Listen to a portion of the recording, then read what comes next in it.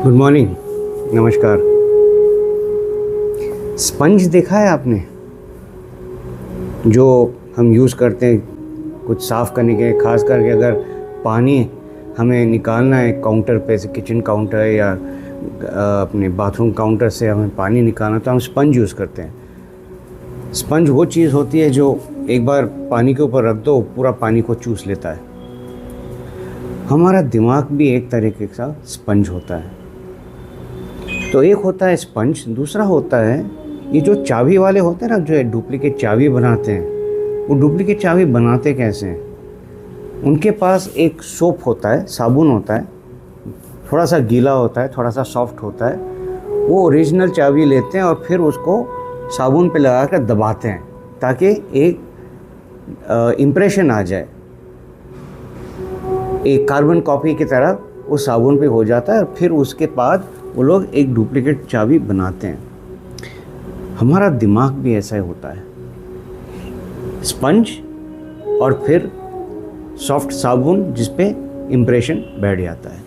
तो हम कहते हैं ना, ये घटना जो हुई है मेरी लाइफ में उसका एक गहरा सदमा पहुंचा है मुझे, ये एक डायलॉग होता है। दूसरा होता है, हाँ मुझे याद है, बहुत क्लियरली याद है कि हम उस फलाने जगह पे गए थे और वहाँ पे मिले थे। तो ऐसे कई सारी स्टोरीज हम सुनते हैं, हमारे खुद के होते हैं, लेकिन कभी गौर किया है ये होता कैसे? अब अंदर कोई टेप रिकॉर्डर तो नहीं है कि आपने रिकॉर्ड दबा दिया और चलता गया ज़िंदगी भर, 1 साल 2 साल 10 साल 20 साल। कभी पॉज दबाया नहीं, कभी स्टॉप नहीं दबाया, कभी कभी रिवाइंड ज़रूर कर दिया कैसेट की तरह या सीडी की तरह। लेकिन ये एक तरीके का मैकेनिज़्म है इंसानों के अंदर, जानवरों के अंदर भी होता है, लेकिन इंसानों के पास तो it's one of the most supreme software programmes अगर मैं बोलूँ। लेकिन हम इसको किस तरीके से यूज़ करते हैं ये हम कभी ध्यान नहीं देते हैं। प्रॉब्लम ये होता है कि जहाँ पे भी हमारा एक्सपोजर होता है, जो कुछ भी हम देखते हैं, जो भी हम सुनते हैं, जो भी हम टच करते हैं, फील, टेस्ट, स्मेल, सब कुछ जो 5 सेंसेस होते हैं हमारे, उसका इस्तेमाल होता है। वो ही एक स्पंज होता है, एब्जॉर्ब करता है। जिसको जो हमें अच्छा लगता है वो रह जाता है, जो अच्छा नहीं रहता है वो भी कभी कभी रह जाता है। प्रॉब्लम ये है कि जो अच्छा है वो तो ठीक है, नो प्रॉब्लम, उससे हमारा ग्रोथ होता है, कॉन्फिडेंस बढ़ता है, इंकरेजमेंट होती है वगैरह वगैरह। लेकिन जो अच्छी बात नहीं है वो हम कितनी देर तक रखते हैं साथ में? इम्प्रेशन तो बन जाता है साबुन के अंदर, लेकिन क्या हम जाके डुप्लीकेट बनाते हैं उसमें? उसका जो होता है इम्प्रेशन का, उसका डुप्लीकेट बनाते हैं या उसको साइड में रख देते हैं ताकि टाइम से वो बिल्कुल फ्लैट हो जाए, दोबारा वो इम्प्रेशन ही निकल जाए?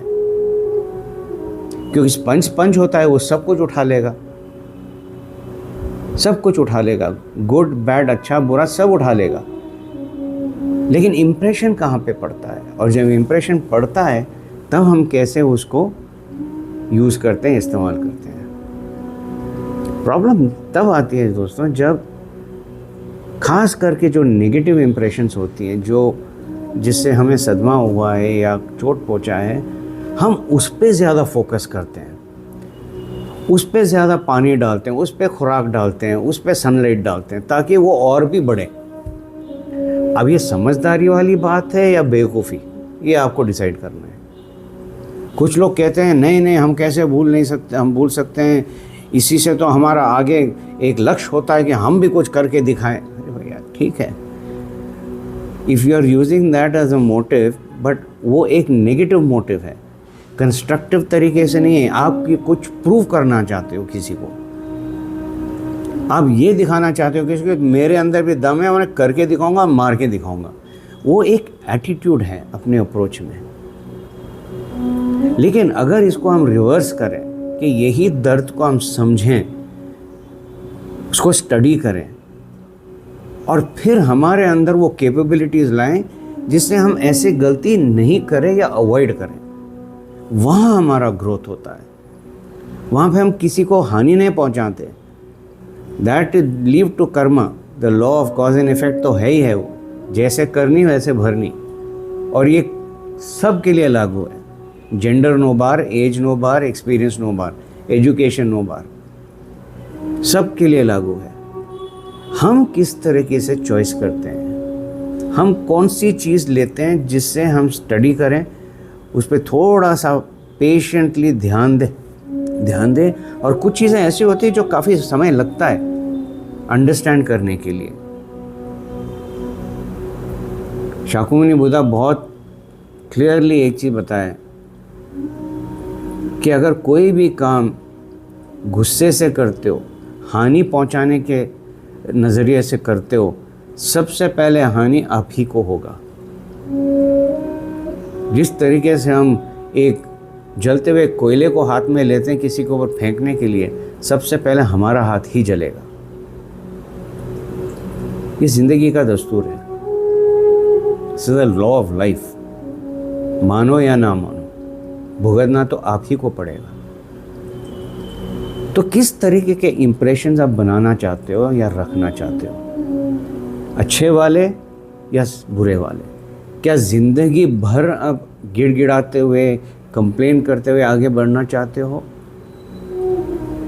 या उस सदमे को, उस पेन को देखो, समझो, सीखो कि सदमा है क्या, उससे कितना नुकसान हुआ है खुद को, कितना दर्द हुआ है, और आगे जाके इसको दोबारा रिपीट करना है या नहीं?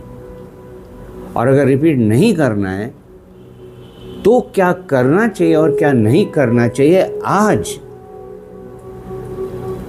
ताकि वो इम्प्रेशन आपके दिमाग में दोबारा आ जाए कि ये फलाने सिचुएशन में ऐसे अप्रोच नहीं करनी है। अगर कोई गुस्सा करता है तो शांत रहना है, अगर कोई अनाप शनाप बोलता है तो चुप रहना है।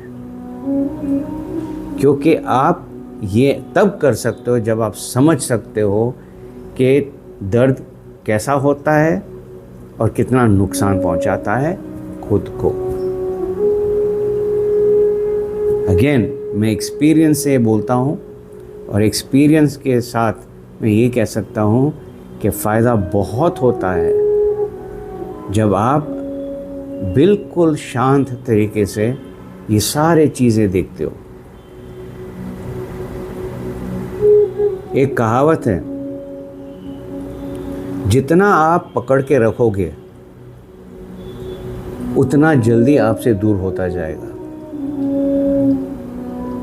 पानी को पकड़ सकते हो हाथ में, मिट्टी को पकड़ सकते हो हाथ में, करके देखिए, पानी को पकड़ के देखिए रहता है या नहीं। लेकिन अगर पानी को हाथ में रखना ही है, हाथ खोल के देखिए, पानी वहीं का वहीं रहेगा। ट्राई करिए, देखिए और समझिए। तो इसी तरह दोस्तों, आप अपने लाइफ के जितने भी इंस्टेंसेस हैं उसको कैसे देखते हो और कैसे हैंडल करते हो, चाहे सिचुएशन हो, चाहे लोग हो, कुछ भी हो। सवाल ये उठता है कि आप अपनी लाइफ वहीं पे फुल स्टॉप करना चाहते हो या आगे बढ़ाना चाहते हो, ताकि तब एट द एंड आप बोल सकते हो, हाँ मैंने कुछ अचीव किया है, मैंने कुछ पाया है, और अगले जन्म में जो भी होगा तो सोचिएगा ज़रूर कि आप किस तरीके का अप्रोच अपनाना चाहते हो आपके अपने ग्रोथ के लिए। सोचिएगा ज़रूर। Have a lovely day.